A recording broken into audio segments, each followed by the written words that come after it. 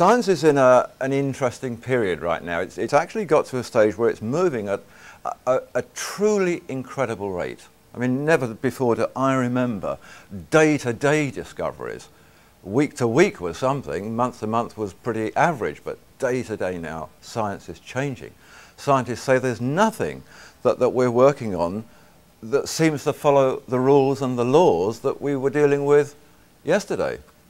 New things are coming. So even the most notable researchers and scientists and writers in the mainstream frontliner are now sounding more like science fiction writers used to.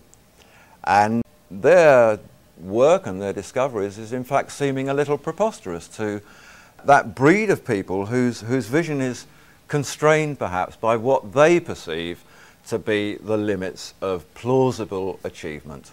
The people who feel that it was all learned, done and dusted with passing that last exam. We've just been celebrating, and maybe that's the right or the wrong word, but we've just passed the 50th anniversary of the DNA discoveries by Crick and Watson. Ever since that time, ever since the 1950s, and in fact since the days of Albert Einstein himself, physicists have been searching for something which they define as the holy grail of physics, the holy grail being the ultimate quest, the ultimate relic of something that they're looking for. And they've never known quite what it was, but they know that it's there.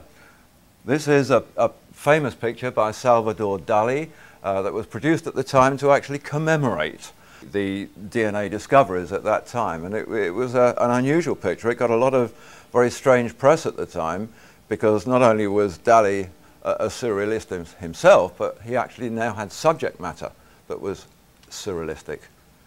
Who could portray this? How did one show DNA? What did it look like? So this is the picture. What scientists have been looking for, in essence, is a sort of universal, unified theory of everything. They've reached the stage in the last few years where they seem to know now that the biggest questions of all will be answered by the smallest substances. And they're looking at atoms, and then they're looking at nuclei, and then they're looking at quarks and protons, and it gets smaller and smaller and smaller, and every time they get more and more excited because they make more and more big discoveries. Scientists of various sorts have established now, they've informed us that matter, any matter, can be in two places at the same time. They now know that particles that are millions of light years apart, somewhere up in space, can be connected. They can cause a situation where they talk to each other through light years of space with no seeming physical connection at all. Space-time can now be manipulated, bent, crumpled. Teleportation, they say, is becoming a reality. Gravity-resistant material is now heralded for air transport, certainly for spacecraft, and everything now that they're talking about seems to be in the realms of hyperdimensional environments. Parallel universes, they call them. Dimensions beyond the space-time that we live in and are familiar with and understand. So we're going to be looking at all of this in a fairly strategic way, and we're going to be looking in particular at doing it by virtue of a particular substance which is called an orbitally rearranged monatomic element. Now it looks as simple as that. It looks just like a little white powder that on the face of it could be anything. That particular powder not so long ago was a sliver cut from a 24-carat Canadian maple leaf gold coin. So that gold powder is nothing but the atoms of gold. It's called asymmetrically deformed high spin. It's a high spin element because the way that the nucleus is shaped and the way that the electrons spin around it changes. And it's gold in a very shocked and frightened state that simply says, I don't know what I am anymore, I'll just fall apart. It would be the same whether it was atoms of platinum or any of those metals that are classified as noble, transition group metals, the science call them. The interesting thing about it is that within the space of time that it takes to transform a piece of gold into that, we move through analysis in a situation where here it tests as gold. Here, it doesn't matter what analysis you use. You can use spectroscopy, neutron activation, chemical analysis, whatever you like. It won't tell you it's gold. It is not gold anymore. It's a very strange and unique form of silica now. And this has caused a lot of interest in the scientific world. They've actually established now that those things which are the prize valuable metals are actually constructed of atoms that aren't metal. The only thing that is metallic are the bonds, the little gluons that hold the atoms together and form the solid. And once they've gone, the metal goes, the colour changes, the colour just disappears. This material has become enormously important. It's become important in terms of the medical industry, it's become important in terms of the power generative industry, it's become important in terms of fuel, and therefore it moves from the operating table of the local hospital into the spacecraft somewhere up there. This is a material of great magic. In today's world, the Institute for Advanced Studies in Austin in Texas has described these materials as exotic matter. It can think of no better way to explain them. They're exotic. They conform to no rules, and that they're not like anything else they've ever known. They are not on the periodic table of elements. Science has never known about them until the last few years. Nano is a word that you'll be seeing a lot of. It is a form of measurement, it's a new measurement, and it simply means 1/1,000,000th of a millimetre. Minuscule proportion, and this is where they're making the biggest discoveries about the universe. When Lost Secrets of the Sacred Ark was first published, and that was 10 months ago, there were scientists claiming then that there was no such thing as monatomic gold. Well, that was their view then. These are some of the things that we get in today's scientific press. There is masses of this information, all about monatomic gold, about nanowires made from monatomic elements, and about their uses in various forms of technology, how important they are, how they can communicate with each other, how they resonate with DNA, how they will contain and attract energy. It can't reconfigure itself as metal. What it actually is little strings of atoms, like the top picture there. They're called clusters or microclusters. Scientists are calling these wires now. They're really like DNA strands. They group together in little clusters, like the bottom part of the picture, and form these little clusters. So what we're seeing in the powder that we were just looking at, every grain of that powder is one of these clusters at the bottom. Little groupings of single atoms just hooked together, but not by anything metallic.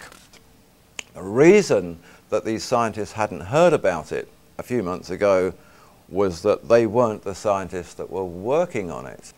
Scientists now are incredibly busy, busier than they've ever been before. They are so wrapped up in what they're doing and their new daily discoveries that the physicist in this room here wouldn't have a clue what the chemist is doing in his room down the corridor.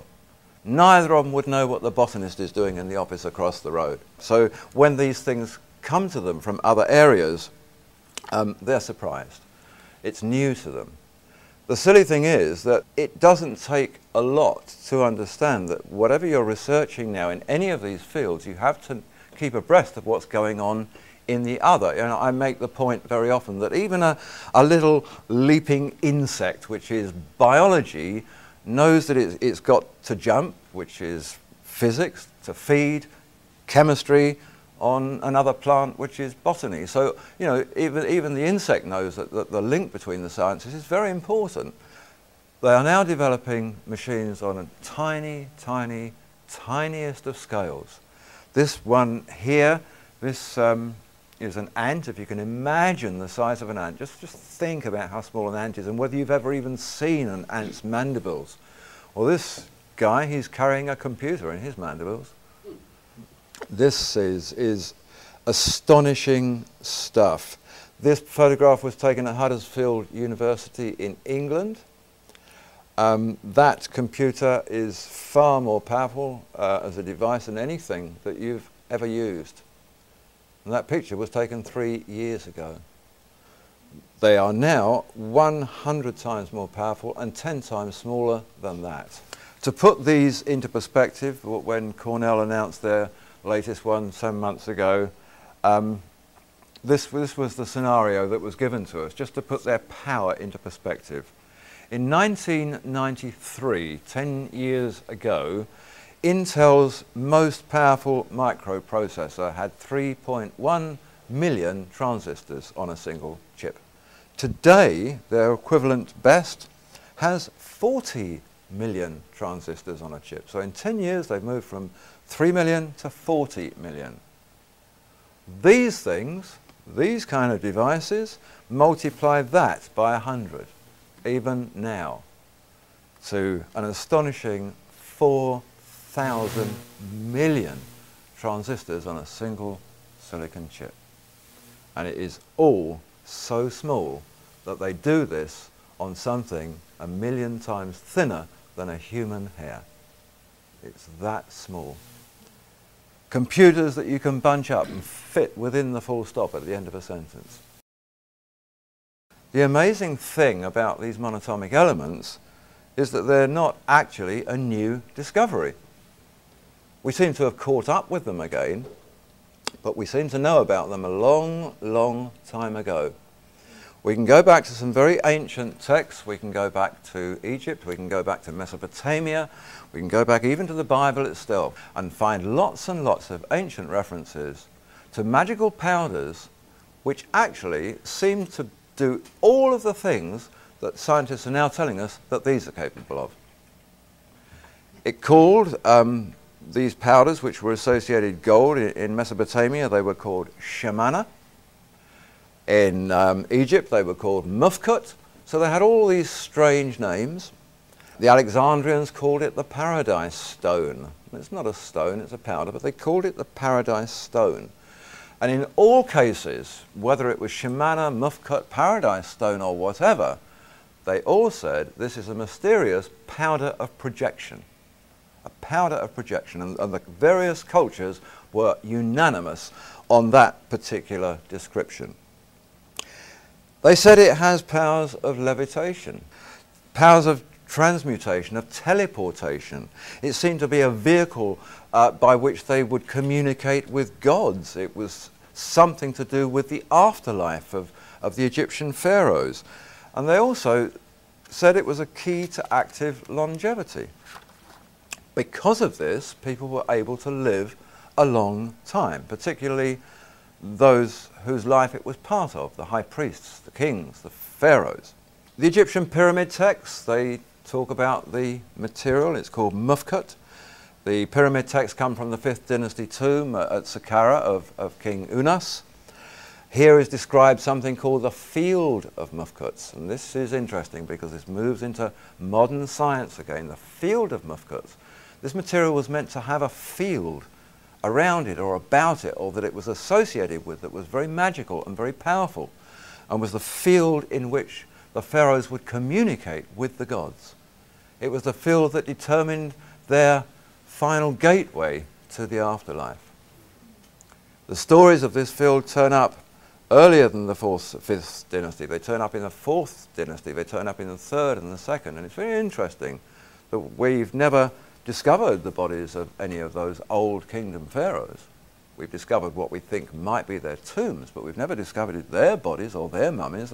Those that we've got are from a much later time. Somehow or other they seem to have vanished into thin air. And the texts tell us they were sent into the field of mufkuts. Intriguing. This is a portion of an old Egyptian temple. There's an interesting story behind this temple. The anniversary of its discovery, the 100th anniversary, is next year. It was discovered in 1904, but it was not discovered in Egypt. Back in 1904, the Egyptologist Sir Flinders Petrie, British archaeologist, went on an expedition into the land of Sinai to map the country for the Egypt Exploration Fund. And that was the land apparently where Moses had taken the Israelites and they'd crossed this land of Sinai to get from Egypt into the Promised Land. And en route there they'd stopped at this amazing mountain. And this was the mountain where Moses saw the burning bush. It was where he received the Ten Commandments and the Book of the Law. It was where he seemingly spoke with God and where they built the Ark of the Covenant. And this whole story is full of accounts of fires and all sorts of amazing magical things going on. Anyway, they decided to climb this mountain. They climbed it. 2,500 feet above ground level, they found a great plateau with this temple, an Egyptian temple in the middle of nowhere. 270 feet of it on this plateau. Another equal amount of it back inside a cave that was carved into the mountain. This thing was very important. At the time, they didn't know what they were looking for, they didn't know what they'd found, but they found a secreted hoard of pure, unadulterated white powder, which they said they winnowed and they sieved and they tested. There was nothing there, no residue of anything, just this amazing powder, which he said would disappear into your fingerprints. It was so fine. It seemed to have been an operative workshop, he said, more of a place of work than worship. The whole thing was dedicated, it seems, to mufkut and the production of mufkut. Every pharaoh from the 4th dynasty to the 19th dynasty was portrayed there. Every pharaoh had stated things that were written on tablets in this mountain. So these wall reliefs depict, going through the pharaohs of numerous dynasties, strange presentations. This is an example of one. This is drawn up by the Egypt Exploration Fund, this particular one from a relief. This is Pharaoh Amenhotep III. This is an 18th dynasty pharaoh. And the caption, these are all captioned in hieroglyphs. It says, Shebek Hotep brings the noble and precious stone to his majesty. He is the guardian who brings the bread because he is the great one over the house of gold. So we have this, and we have this fellow here called Shebek Hotep, a treasurer fellow who's holding in the middle of the picture this cone-shaped object. So the association is there, and there are numerous of these. And once that had been discovered in this Sinai temple, the moment Egyptologists went back into Egypt and began to look, they kept finding these. Mufkut, cones, bread, light. It was about bread. It was about something the kings ingested. They were eating this material that was formed into little cakes, but it was a powder. The Old Testament book of Exodus gives us a really good example of this in operation. It took the longest time before anybody even thought to ask a question about this little bit of the story in Exodus. Many of you will know the story. Moses had been up the mountain. He'd come down with the Ten Commandments, and then he broke the tablets because he got terribly angry to see that his brother Aaron had collected all the gold earrings from the Israelites and melted them down and made a golden calf as an idol of worship.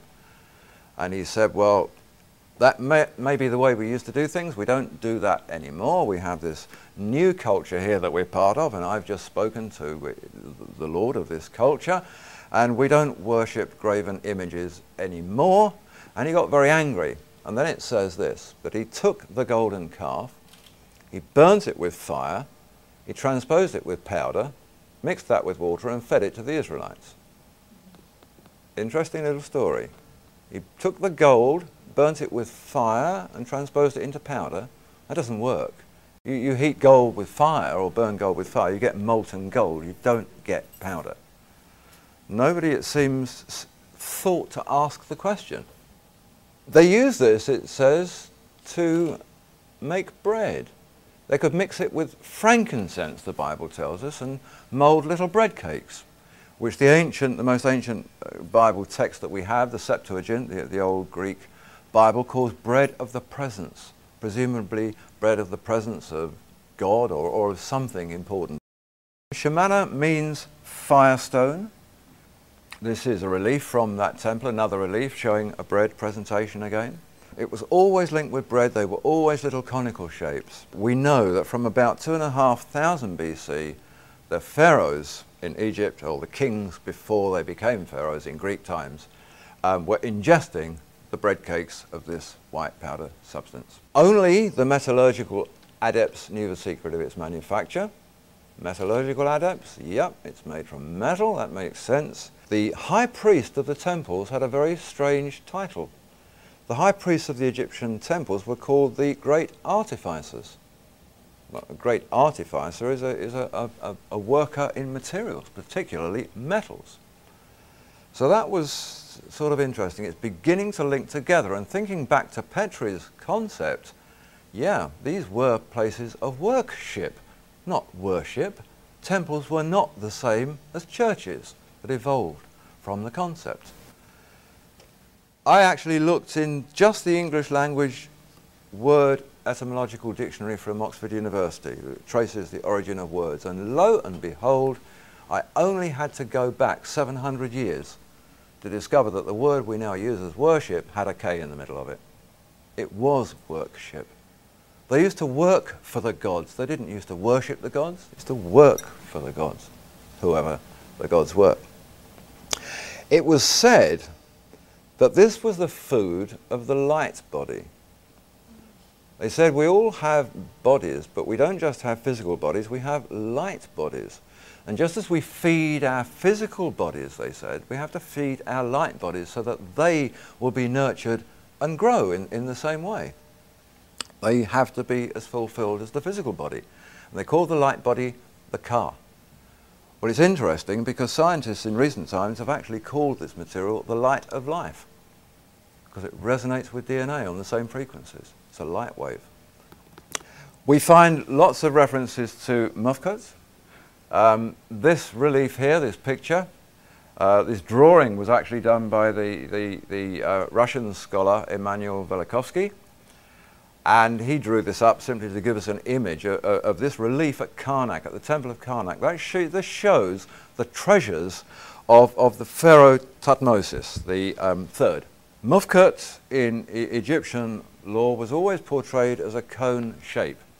Now these things sit there in the gold section, and it says underneath, these are gold, but we call them bread. 1450 BC, roughly, Thutmose founded at this temple at Karnak a college, an institute at the temple of scholarly, priestly types who were called the Great White Brotherhood. The Alexandrians wrote of them and said they were called the Great White Brotherhood because they were absolutely obsessed with a mysterious white powder. And they made some interesting comments. They said that they call it the Paradise Stone, and it has unique qualities in as much as that it can weigh far more than its own original quantity of gold. But even a feather can tip the scales against it. So it can be a lot heavier than the gold it came from, or it can be lighter than a feather. This stuff has the ability to change its weight very, very dramatically. It's always, in the old text, associated with light, with enlightenment, with illumination of some sort. It's a light illumination that seems to have to do with the acquisition of knowledge and wisdom, that sort of illumination and enlightenment. They're activating bits of our system now with this material that never seemed to have any purpose before. Why do we only use a fraction of our brain power? Why don't we use the rest? Well, it's there to be used if we knew what to do with it. We need the trigger. We need the unlocking device. These materials are it. They're what was used to feed the Ka, the light body, to give anti-aging, to restore the youth, to take the pharaohs into the afterlife or whatever. There's an institute in Switzerland called the Alpha Learning Institute. The chief research director there is a fellow called Sean Adam. Sean Adam for 10 years has been the world's memory and speed reading champion. He can read a 300 book in 24 minutes. He reads at a speed of 3,850 words a minute. Not only can he do all of that, he remembers it all, and he can be tested on anything. He's also got He's joint holder of the 6th highest IQ ever recorded. So this guy has been running with others this research institute for the longest time, which is linked up to government and corporate institutions, and they specialize in learning difficulties, in behavioral patterns and behavioral difficulties, anything that might be linked to behavioral science, along to finding cures for dyslexia, ADHD, learning deficiencies, things of that sort. And they're the primary institute in the world for fronting these things. Well, from October 2002 until January 2003, as a little 3 to 4 month period there, they decided to test monatomic elements.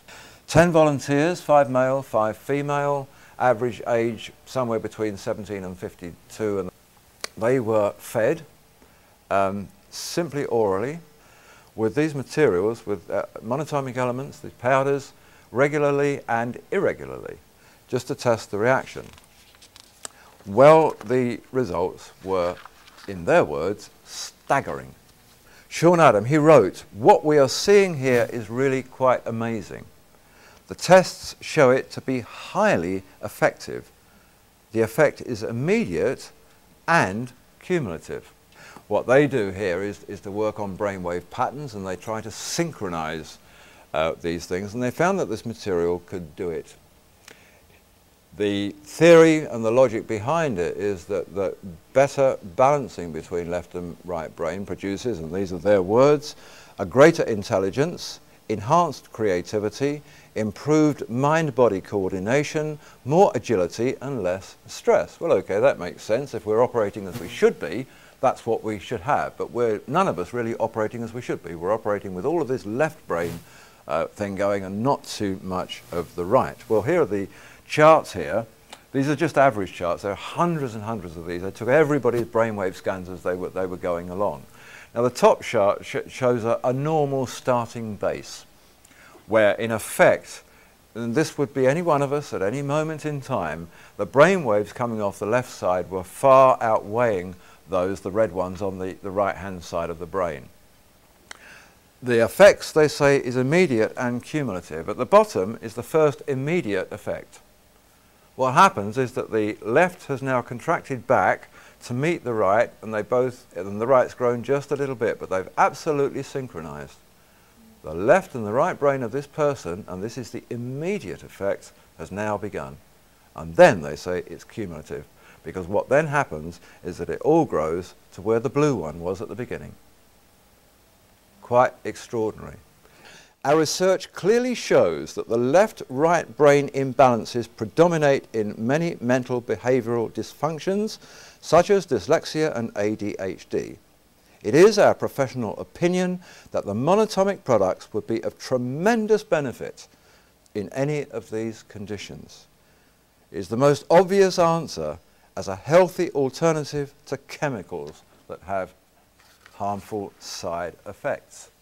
To that, Sean Adam, the director, adds, "If I were going to take an exam, mental or physical, I would take monatomic elements immediately beforehand.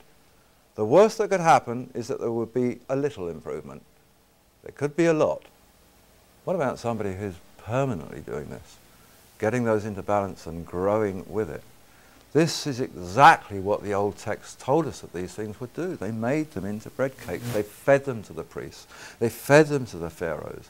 It gave them longevity. It gave them extra creativity. It enhanced their perception. It enhanced their intuition. It enhanced their awareness. All the qualities of leadership came from the mufkut, from the shemana, from these golden cakes that they called bread. It's clear from the evidence of all these ancient things that it didn't matter what they called things. It didn't matter that they didn't understand perhaps the true science that we're beginning to understand now. What they did know is that it worked. It did certain things. And they told us about that. So even if they didn't understand it, they presented things as sort of communicating with gods and priests who were able to disappear before their very eyes and things. But these are all things that this enables to be done now. In Greek mythology, it was the one substance that sat right at the very heart of the Golden Fleece legend. It was what the quest was all about. the secrets of manufacture of this material. It's linked up with the Ark of the Covenant, that famous golden coffer that Moses had built at the mountain in Sinai, and took to Jerusalem, where the temple was constructed to house it. So this most valuable artifact, the Ark of the Covenant, was entirely tied up with this science in some way, as we shall see. Mysterious processes concerning gold and things automatically ring alchemy bells.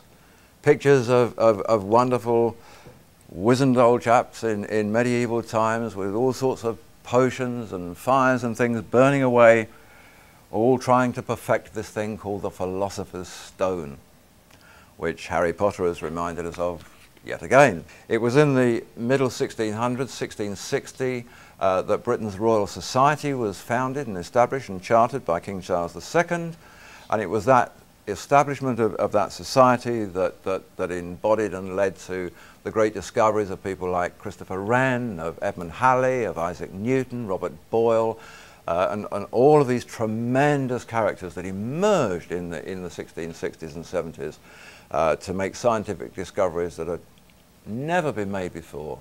And most of those were made on the back of the fact that they were pursuing alchemy. They were searching for the Philosopher's Stone, and during the course of it they made lots of other discoveries, just like today in space research we get for our households all sorts of other wonderful spin-offs. The discoveries of things like gravity and whatever were spin-offs from looking for the Philosopher's Stone. There was one particular fellow classified today as an alchemist, although he was simply called a philosopher at the time. He was truly revered as a great master by the Newtons and others of the day. This fellow was called Irenaeus Philalathus. And for Irenaeus Philalathus was reckoned to be the ultimate master in that period. And Philalathus had got a little bit fed up with the church propaganda about the Philosopher's Stone being some silly device to turn base elements into gold and whatever, and he thought he'd publish material and put the record straight in the public domain. So in 1667 in Amsterdam he had a work published called Secrets Revealed. And in this he discussed the Philosopher's Stone, its nature, its qualities, what they knew about it. But most important, he made this point: our stone is nothing but gold. Our stone is nothing but gold. It's gold digested to the highest degree of purity and subtle fixation. We call it a stone only because of its fixed nature, because it resists the action of fire as successfully as any stone. In species, it's more pure than any gold that it comes from, but its appearance is that of a very fine white powder. That was the Philosopher's Stone, straight from the hand of the most famous chemist, alchemist of his time. We go back 200 years, we go back to the 15th century. We can look at the last testament of Nicholas Flamel, probably the best known of all the great alchemists of all time. A fellow who spent 20 years from a very poor base studying his science and ended up probably as the greatest and wealthiest benefactor that France has ever known. He made the point on the 22nd of November 1416, when writing his last testament, exactly the same. Our stone is gold, but it's perfectly prepared gold. It's a fine powder of gold. That is our Philosopher's Stone. So we have a whole new perspective here. We have a perspective that says the Philosopher's Stone, despite all the propaganda, despite all the church has done to try and make it look silly, is not about turning anything into gold. It is gold. It's gold in the highest possible, purest form that it ever could be. And that white powder that we looked at earlier was exactly that. That was 24 karat gold. What's the gold that the Philosopher's Stone makes? The Great Enlightenment. Not the great enlightenment of money and wealth and riches and a lump of gold. The great enlightenment of wisdom and learning and intuition. That's the real Holy Grail. That's the true enlightenment. We can leap forward in time now and see how these old stories match up with what's been going on. And it begins right here in the United States. It begins in 1976, and it begins in Phoenix, Arizona. A very, very apt place, actually, because the word phoenix was Old Phoenician and it means red gold. It all began with a farmer, a cotton farmer, a third-generation cotton farmer just outside Phoenix called David Hudson. This is a picture of David Hudson as he was about 5 years ago. He's your average American farmer. He wasn't a physicist, he wasn't a scientist, he was nothing. He certainly wasn't an alchemist. He was destined to become all of them.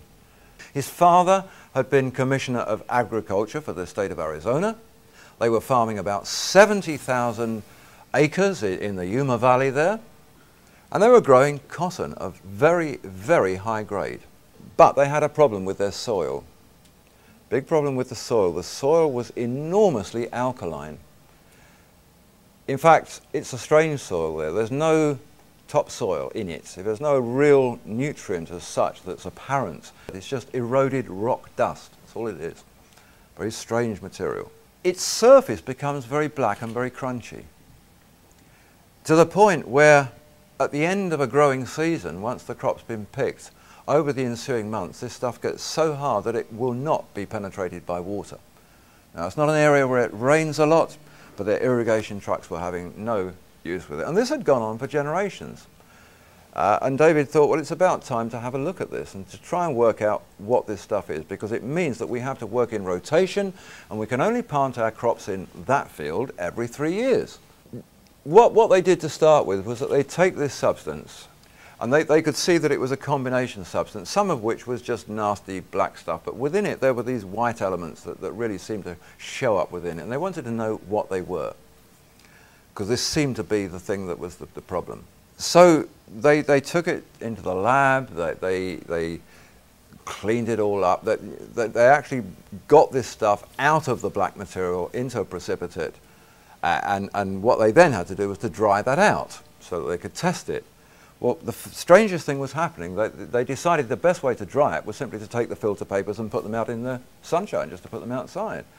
The moment they did that, it exploded. Now, it hadn't been that the farmland had been exploding, but the moment they separated this material and put it in the sun, something about the heat or the light exploded it. And it was explained as if it was like a flash of 40 or 50,000 flashbulbs all going off at once. Not only that, it disappeared. They thought, well, that's really strange. You know, is this an implosion or an explosion? What's going on here? It's like a great blast of this light. So they took an unsharpened pencil and just stood it on end in the sample, in the filter paper. Just stood it there. Bang, white light, it's gone. The pencil's still there. It hasn't blown over. It's not been affected by this. There's no blast. So they said, okay, this needs cleverer testing than we've got. So up they go to Cornell University. Now at Cornell at that time, they said that they got this amazing new equipment, and this equipment could test anything that you'd got down to 3 to 5 parts per billion. So they put it on their machines, and they came back and they said, it's iron and silica and aluminum. They said, well, it can't be. None of those things disappear in a blaze of white light. No, I mean, none of them have these properties. There must be more to it than that. So they tested them again, and they discovered that actually the reading that they were getting was just a little impurity at the front level. It was reaching the boiling point of these particular substances. And once they got rid of them, and they were less than 1% of the whole, once they got rid of them and tested 99% plus of the sample, they said, we can tell you exactly what you've got. Pure nothing. You have nothing that our machine will read. It will not acknowledge that there's anything on there being tested. It's nothing. So they said, okay, we'll try arc emission spectroscopy. Very, very simple process. 2 electrodes. The bottom one has a cup in it. You place your sample in the bottom cup. You bring the other one down and you strike an arc. That arc heats up and ionizes what's in the sample, and one by one, as it reaches the boiling temperatures of each of the constituent elements, it will read them off and tell you what's there. So if, for example, you put a motor car engine in there, its first reading would tell you it was water, because it was reading the cooling system. When the water had all boiled away, it would then tell you it was metal. So that's the way it works. So anyway, they put the stuff in there, and the same thing happened. They said it was iron, silica, and aluminum, and that was it. Nothing was recognizing it. It was not listed. It was totally unknown to science, this strange white material that would disappear from vision. Well, then the Russians came along. The Soviet Academy of Sciences. We're now into the 1980s, well into the 1980s, and the Russians said, we've been telling you guys in the West for the longest time, you really haven't got much of a clue when it comes to analysing materials. Your electrodes burn away before you can reach the boiling temperature of some of your materials. Carbon has a lower boiling temperature. These electrodes are made of carbon. They're burning away before whatever it is has heated up enough. So it's not reading it. Russians said you need to burn this in an arc for 300 seconds, not 15, which was common in the West. 300, 5 minutes. So they go back to base and they put the material in, and it begins. Within 15 seconds, iron, silica, aluminum. They all expected that, and then it's nothing. But the arc now is carrying on burning, whereas the Western style one stopped. And suddenly, at 70 seconds, it says it's palladium. After palladium reads platinum. After that, as the various boiling temperatures were reached, came ruthenium, rhodium, iridium, and at 220 seconds, osmium. Every one of the platinum group metals was in this substance. It was them. It just wasn't showing up at them as them in a metallic way. And in fact, when they worked out the content of these soil samples, it was discovered that per ounces of substance per ton of soil, they had 7,500 times more platinum in every ton of their soil than they were getting from every ton in the best platinum mine in South Africa. But it wasn't metal. You couldn't make jewellery with it. Suddenly Hudson discovered that General Electric up in Massachusetts were looking at a new sort of fuel cell technology. And he said, look, I've got this stuff here, and it says in your literature that you're using rhodium and iridium and these platinum group metals for fuel cells. Your reports say that you're experiencing very strange phenomenon. You're experiencing blazing white lights and explosions and disappearing tricks and things. And they said, yeah. And he said, well, I've got some stuff that does that. And they said, yeah, don't worry about the white light explosions. We know all about those. Don't worry about the disappearing tricks. We know all about those. And he said, great, tell me all about them. And they said, no, I mean, we don't understand them. We just know about them. We know that it happens, and that's where we're leaving it. You know, it happens. We don't want to understand it. We want to make fuel cells. Well, David wanted to understand it. It was then decided that since this stuff was going to be proven as a kind of material that could be used in fuel cells, they said you ought to get down to the patent office and lodge a patent on this. You know, you need to lodge it because somebody else could discover it and stop you from working with it. So that's what he did. And there's a portion in the application where you have to do tests with weights and measures. Well, the funny thing about this material was that they'd noticed that its weight was fluctuating. So he said, well, like when? You know, at what stage do we weigh it? They said, well, you're just going to have to keep heating it and cooling it and heating it and cooling it and seeing what the mean weight is. So they got this machine, which is called a thermogravimetric analyzer, and they started doing this weighing. Well, it was actually quite remarkable. They managed to get readings during heating that took it to a weight of less than 0. They managed to get readings during cooling that took it to anything up to 700 times its original weight. Think of the Alexandrian Paradise Stone. These powders will outweigh the original quantity of gold. They can also be lighter than a feather. That was exactly what it was doing. But during the process, there was one particular moment in time where the weight fell very quickly and very dramatically at that moment, and it fell by 44% suddenly. But what they noticed was something really odd, because the less than 0 weight that they were getting didn't make a lot of sense. It was sitting there in a pan in the lab on effectively weighing equipment. The pan itself weighs something. You have to compensate for it before you put the other material in it. But what they discovered was that it was reading all of these zero weights, below zero, but they thought, well, what about the pan? That should weigh something. So they tipped the material out and put the pan back, and it suddenly weighed more without the material in it than it did when it was in it. This stuff was not only levitating, it was carrying the pan with it. And they learned that this stuff has the power to give levitational qualities to its hosts. So they carried on and they thought, well, we've got to do these other things for the application. We've got to see if it's conductive. That was the next test they had to do. So they put wires and electrodes into it, attached them to a voltmeter, turned on the power, nothing. And then they thought, well, it's got to be a conductor of some sort, because if it's capable of holding energy, you know, how are General Electric doing it? You know, it has to be conductive. Anyway, it turned out that it was a superconductor rather than a conductor. Superconductors are very, very strange animals. They don't need contacts to convey to each other. They convey to each other through resonant frequencies, through lights. The interesting thing is that if you transmit electricity from A to B with a wire, you always get some dispersion. You always lose some energy. With this, you lose nothing. 100% can go from there to there, no contact in between, 100% stays. It works so differently because it doesn't allow voltage potential to exist within itself. Neither does it allow any magnetic field to exist within itself. It's totally null. It doesn't react to North Pole, South Pole.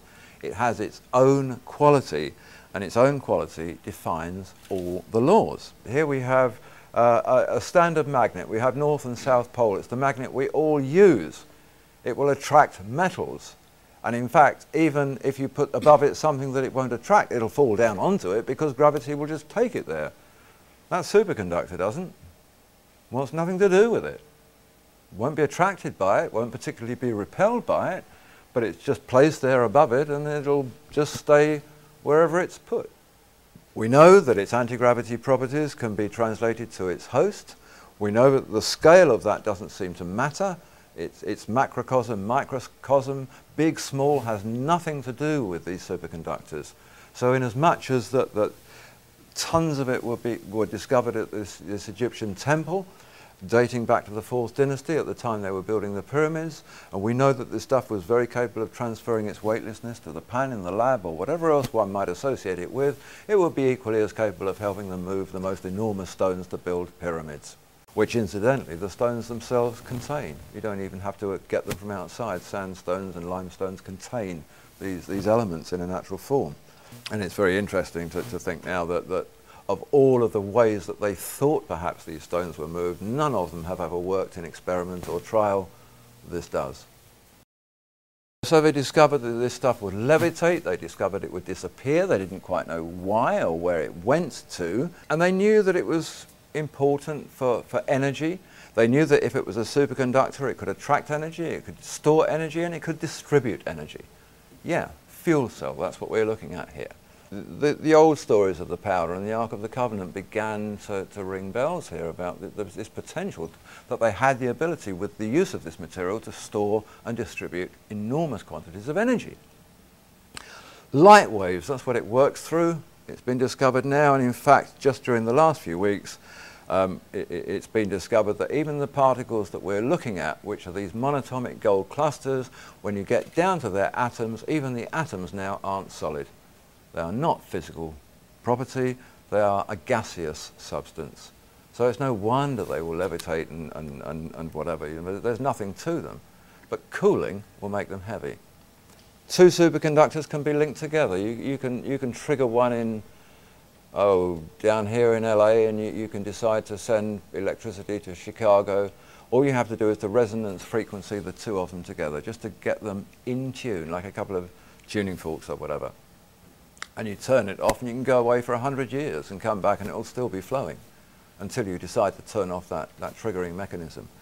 So Hudson got very, very, very excited about all this, and he went along to the Institute for Advanced Studies in Austin, and he met with the director there, a fellow called Hal Puthoff, who many of you might know or know of, And Hal Puthoff is famous for his studies of zero-point gravity and vacuum energy, that sort of thing. What Puthoff had established, he'd been working on gravity calculations by the Russian physicist Andrei Sakharov from the 60s, and he'd been working out the mathematics for this, and he'd worked out that matter was capable of resonating in different dimensions that weren't ours. But what he calculated mathematically from Sakharov's work was that the moment it begins to do that, at that moment, the moment you know it's on the change, just hooking into the beginnings of another dimension, it will automatically lose 4/9 of its weight. And Hudson went along, he said, look, this is really interesting because 44% mine's losing, and that's the same, it's the same figure, 4/9. And so they agreed, well, yeah, I mean, it's because this stuff is beginning to resonate in another dimension. That's what's happening to it. It should disappear totally, he was told, if it carries on, and he said, it does. Disappears totally. We don't know where it goes, it just disappears. So they decided to test this.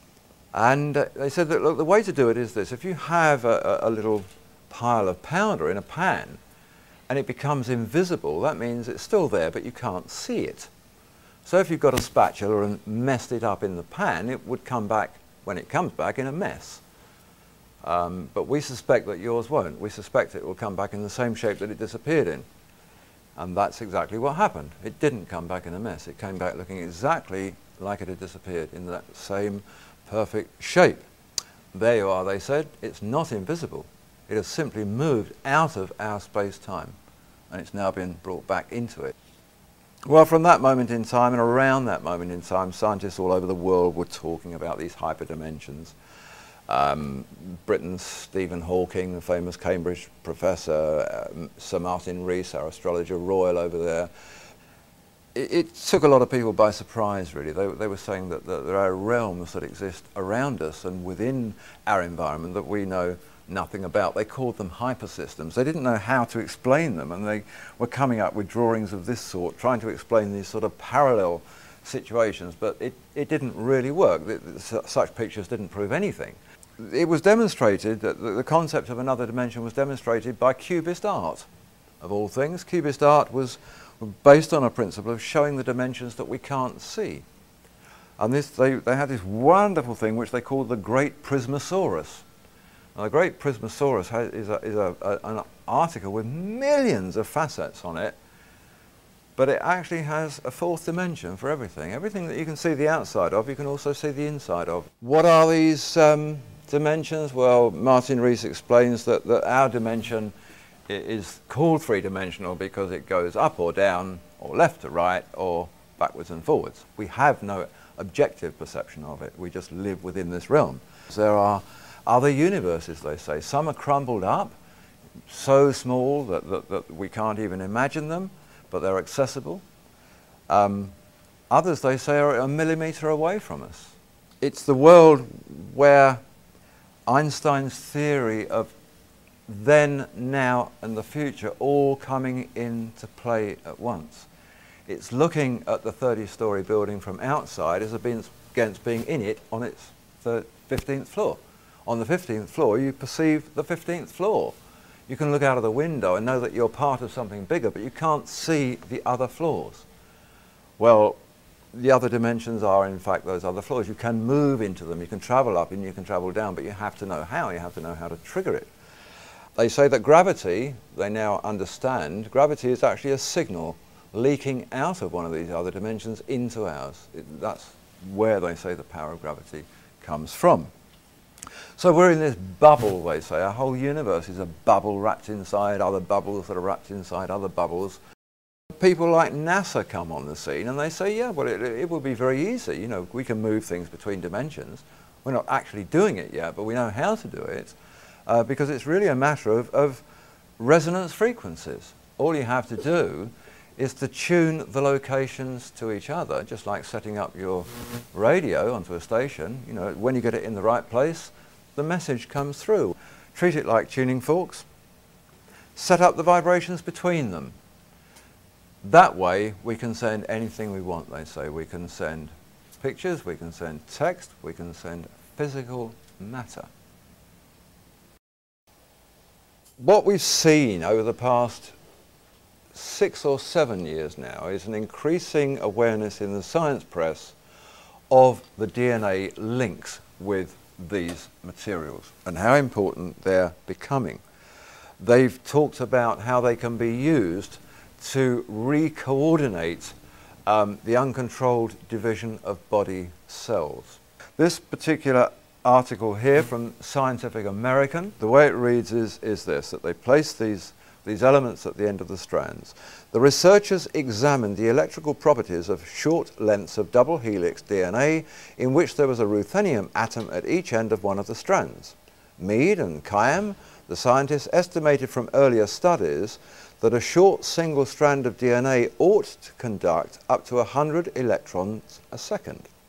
Imagine their astonishment when they measured the flow along the ruthenium-doped double helix to find that the current was up by a factor of more than 10,000 times.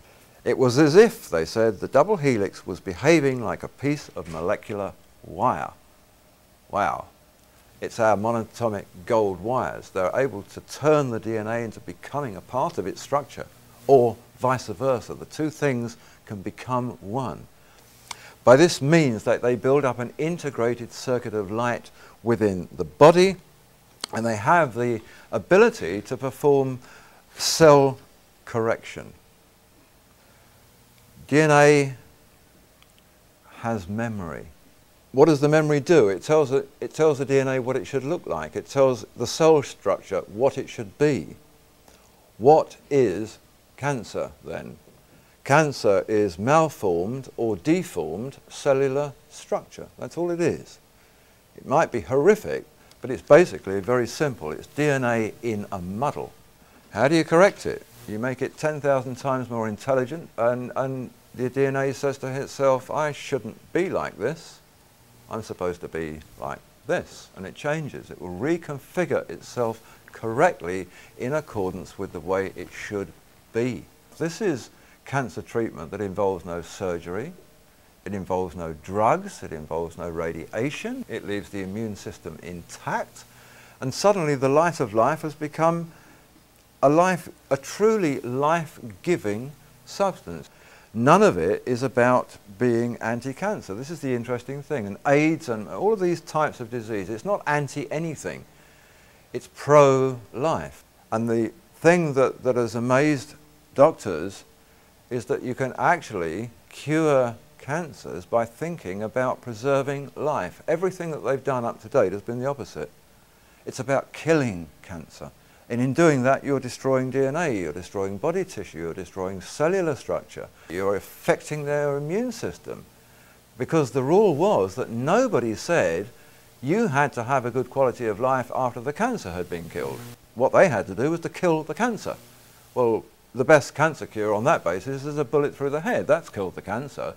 Well, now what they're looking at is the potential for not killing the cancer, but for giving the body back the life resonances that it should have had. And now scientists are saying, yeah, the light body. All of this stuff connects together within us in light waves. We now know how to begin to manipulate those light waves. Yes, you can work in a lab and you can attach 2 atoms of gold or ruthenium or whatever to a DNA strand. How the heck do you do that in a live body? We see now that because of this, what they're working on is a very straightforward process that enables them to do exactly that. They can move into body areas with little devices such as this fellow. These are machines, computers more powerful than anything you have on your desk in your office or at home, which are capable of performing these microscopic little bits of surgery, for want of another name. They will place the atoms at the end of DNA strands. They can be devised to do just that. In fact, we could have them all the time so that we never actually got out of whack anyway, because they would see it coming and correct it. Monatomic elements have anti-aging properties, we're told. They correct DNA, they interact with DNA. They are devices which can affect the hormonal structure of the body. This is a really interesting medical area. Each of the original metals seems to have a relationship to one or the other of the glands in our endocrinal system. Gold seems to link up with the pineal gland, for example. Iridium seems to link up with the pituitary gland. These substances, whether ingested or injected or whatever, they can affect and heighten and enhance the hormonal secretions from any of these chosen or selected glands. It's a science which now puts paid to the problems associated with hormone replacement therapy, for example.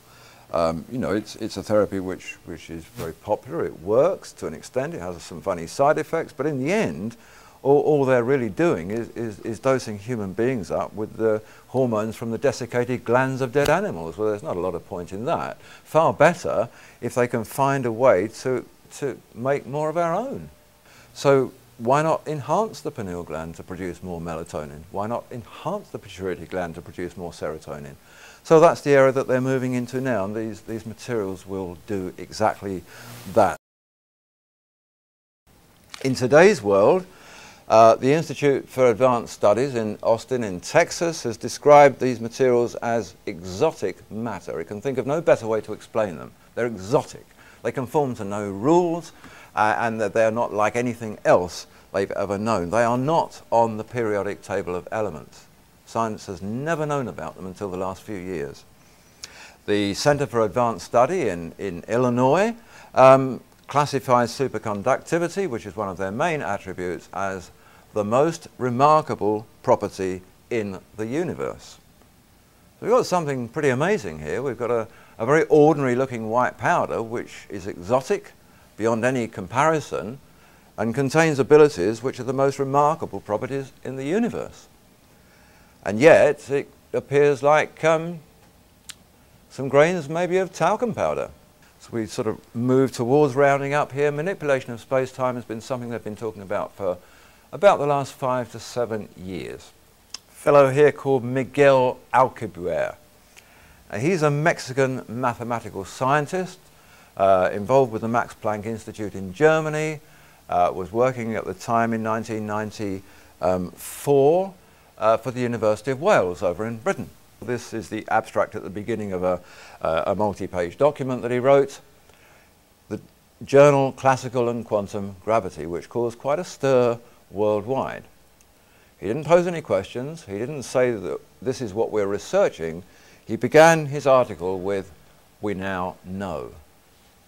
In fact, the abstract reads, "It is now known that it's possible to modify space-time in a way that allows a spaceship to travel at an arbitrarily large speed by a purely local expansion of the space-time behind the ship and an opposite contraction in front of it. A motion faster than the speed of light, reminiscent of the warp drive of science fiction." Well, we're back to the sort of questions that we have with the DNA and the strands. How do we solve our space travel problems? We know that people's lives can't last long enough to get to the distant stars. We know that our machinery and metals can't. We know that the fuel runs out. We know that these things are inordinate distances away. How do we deal with it? We deal with it laterally, as Alcubierre suggests. We think about it differently. We forget about the spacecraft. What do? We look at the spacecraft. We look at the million light years that it has to travel, and we know that that's impossible. So why don't we just take the million light years and put it behind the spacecraft? Why don't we think about that? Why not move the space-time instead of the craft, so that with zero propulsion and no time having gone by, it can move through a million light years because you've simply screwed that up, tossed it behind it, opened it up again, and it says, "It is now possible to modify space-time." Well, yes, it is. He was absolutely correct. It is now possible. This was followed in a series of related articles. American scientist, an article written by the physicist Michael Spear. He showed that this had nothing to do with violating Einstein's theory, the theory that nothing can travel faster than light. It didn't violate that at all because nothing would be traveling anywhere. It would be staying still. Space-time would be moving. The acceleration rate, he said, would be enormous in theory, but there wouldn't actually be any. The true acceleration would be 0. Fuel consumption, 0. Time taken, 0. Distance travelled, million light years, maybe. So the question was raised, okay, it's possible, how is it possible? What's the device that makes it possible? And the answer came back loud and clear: exotic matter will be needed to generate distortions of space-time. The next question that went back was, what is exotic matter? Exotic matter, here's the description: it has the curious property of having a negative energy density, unlike normal matter that we're familiar with that makes up the people and the planets and the stars, which has positive energy density. The necessary exotic device is an operative superconductor. And in fact, the list of what exotic matter is the same list of every attribute that applied from the research tests on monatomic superconductive elements. They're the only substance ever to have been classified as exotic matter. What's needed to generate distortions in space-time? Exotic matter. What does bending space-time mean? It means the ability to move from one dimension into another. What did this stuff prove that it can do? Move from one dimension into another and be brought back again. This is NASA's rather unattractive picture of what they call now their warp drive program. Believe it or not, NASA have a warp drive program. They're using Star Trek terminology, and this is their sort of logo picture for it. We have here Hal Puthoff from the Institute of Advanced Study comes back on the scene. He talks about the warp drive program and about the concept of bending space-time and manipulating and distorting it. And his comment is this: the details which provide yet further support for the concept that reduced time interstellar travel, either by advanced extraterrestrial civilizations at present or by ourselves in the future, is not fundamentally constrained by physical principles. We cannot enter research any day, he's saying, trying to constrain the possibility of our discoveries by the laws of physics that were applied yesterday, because they are already outdated. It's now been discovered that superconductors are the key to the distance teleportation of matter. This is from the United States Department of Energy. The technique is to prepare a couple of quantum systems some distance apart. We take a digital measurement of the local system and transmit this to reconstitute a new quantum on the other side. It's actually the same as any of you sending a digital image from your computer to one of your other computers. It's simply changing it into a digital thing that can be transmitted through frequencies and sending it and reconstituting it where it appears. Except that we're not talking about images, we're talking about physical reality. Most significantly, continues the US Department of Energy, most significantly, by this means even people could be transported by sending enough classical information. So, they're on the borders of it now. We now have a situation where we have, like in the medical race, we have a race between those people thinking in terms of anti-gravity aircraft and bending space-time to get spacecraft through situations, but we have this other stuff going on which actually says to us, by the time we get there we won't need machines to travel in at all. We'll be able to teleport anyway.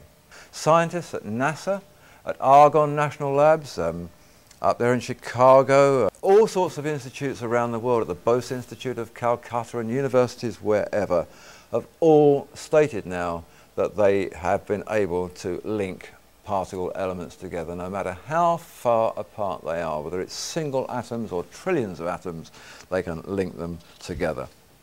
So the sciences, all of these quantum sciences now, whether it's in Vienna, in Denmark, or here in the United States, they're all moving into the forefront. Everything's being called nano, everything's being called quantum, how much? They make the point of the problem that we face, and it's just like the cancer and the DNA, it's a massive problem with a very small answer. Proxima Centauri is our nearest star. Our next star is 4.2 light years away. That's 4.5 years travelling at the speed of light. The Voyager spacecraft left our atmosphere at 37,000 miles an hour. Even at that speed, it would take it 87,000 years to get to that star. There's no way we can do it. It's impossible. Everything dies, everything collapses, everything runs out, falls apart in the course of it, unless you take the space-time away. That's what they're working on now. That's what they're having to do. Nothing travels faster than light, they say, but we need to travel faster than light in order to make any headway. If travelling faster than light is impossible, the only alternative is to approach the problem from a different perspective. We must learn how to manipulate and distort space-time. The Ohio Aerospace Institute says that all of this is possible now because it's been recognised that space is just like any other matter. It has a form, it has a shape, it can be bent, it can be distorted. And how did they recognise that? Because when the white light explosions occurred, and 44% suddenly disappeared, it was a blaze of light, but light has no weight. So what was happening here? Light has no weight, it simply illuminates space-time, or maybe it's the space-time that weighs 44%. Yes, it was. Space-time has weight. It's physical matter. Among the forms of exotic matter they're now examining with great interest is something called stardust. Microscopic grains from way beyond our environment up there, way beyond the stratosphere, ionosphere, and these grains are found as particles, no more than 6 in every 100,000 other particles of dust up there. It's the oldest substance known to exist. It actually holds the reasoning for why we have life on this planet and how it works and how it originates. What does it test as? A very strange, unique form of silica that doesn't seem to be anything except they know it has a metallic base, but it's not showing up in the tests. Sounds familiar? Sounds very familiar. This is a conglomeration of particles within which, somewhere in there, is a stardust particle in this minuscule thing.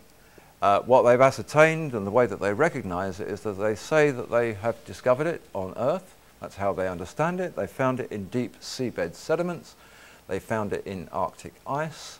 They found it in those parts of the Earth which they consider were the first and oldest of what we can get to today. And some of it, strangely enough, in asteroid and very, very ancient meteorite sites, Arizona being very famous in that regard. They say stardust will reveal more than we ever guessed we could know about life on this planet. Stardust is golden. They've used the phrase. They've got this spacecraft up there right now. It's called Stardust. It's hoping to bring back about 100 particles. It'll bring them back and they'll be tested at the Johnson Space Center from January 2006. And how does it collect them? How does it distinguish 6 out of every 100,000 other dust particles when it's going through millions of thousands of them at a time? This device on the top there, this grid thing, is full of something called aerogel. Aerogel looks like nothing. It weighs absolutely nothing. There she is balancing it on her fingertips. It can be penetrated by nothing. Not even heat can get through it. That Bunsen burner is having no effect on those wax crayons. Aerogel is absolutely and totally heat resistant. It will withstand particle and granular impacts of 60,000 odd miles an hour. Why is it called aerogel? Because it's made from air. 98% of that is air, nothing else at all. 2%, they won't tell us. It's a secret, but wow, what a secret that is. Why have we always known that gold was valuable? Why have we always hoarded gold? We've done it for as long as we can think. From the 1840s, when the California gold rush began, I'm told by the World Gold Council that to that point in time, only 10% of all the gold ever mined up until today's date had been mined. 90% of all the gold ever mined to now has been done since the 1840s. Think of ancient Egypt. Think of Russia and its wonderful golden domes. Think of the way that gold was so visible throughout the whole of history. That was 10%. Where's the 90%? We pay fortunes to put a little bit on our wrist or our finger. Where's the rest? Well, we dig it up underground and we bring it up top, we clean it up, we melt it down, we turn it into gold bars and we bury it back under the ground again. A wonderful system. Nobody ever sees it.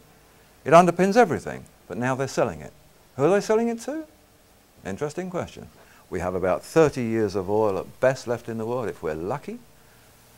Coal is just about done for. I mean, everything's getting too expensive now. We don't really want to burn stuff and pollute the atmosphere. So alongside the drug companies, the oil companies are really feeling the pinch as well. So who's buying the materials? I have a theory that probably it's the oil and drug companies, putting themselves in a position to become tomorrow's masters of the new source materials. Everything begins to link. You know, stardust is now the secret holder of the force of life. It's the origin of life. It's the giver of life. Well, so were monatomic elements. So were the ancients saying about the shamana and the mufkut. It was all the same thing. Every description of these substances was always the same.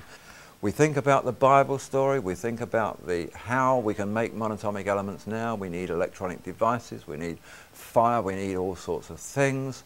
But we need electricity. In one way or another, we need electricity. And this is the one bit of the equation that has to be got through very quickly, because this is our last remnant, we think, about electricity. How are we going to produce electricity to manufacture our fuel cells if we don't have the fossil fuels to have our power stations? We get electricity from its most natural source, which is around us all the time. What we need is a device that will attract electricity, that will store electricity, that will discharge electricity in a very controllable form, in enormous quantities. However, we need to do it.